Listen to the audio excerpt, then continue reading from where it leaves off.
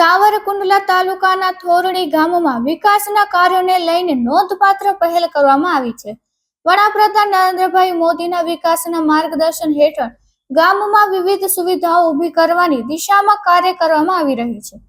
થોરડી ગામના યુવા સરપંચ વિપુલભાઈ બારવાડિયા, મહેશભાઈ કાસવાલા, દીપકભાઈ માલાણી અને લાલભાઈ મોર સહિતના આગેવાનો દ્વારા તાલુકા પંચાયત પ્રમુખ જીતુભાઈ કાછડિયાના સહયોગથી ગામના વિકાસ માટે મહત્વપૂર્ણ પગલાં લેવામાં આવ્યા છે. ગામમાં અંદાજે ₹25 લાખના ખર્ચે નવી પંચાયત ઓફિસનું નિર્માણ કરવામાં આવશે.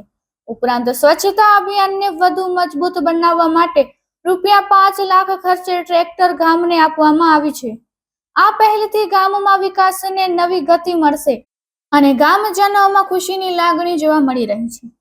ગામના આગેવાનો દ્વારા કરવામાં આવેલી આ કામગીરીને ગામજનો દ્વારા વખાણ મળી રહ્યા છે અને ગામના સર્વાંગી વિકાસ માટે સૌએ મળીને આગળ વધવાનો સંકલ્પ કર્યો છે. Report by Sarfaraj Khokhar, Vijaypadi, Amreli.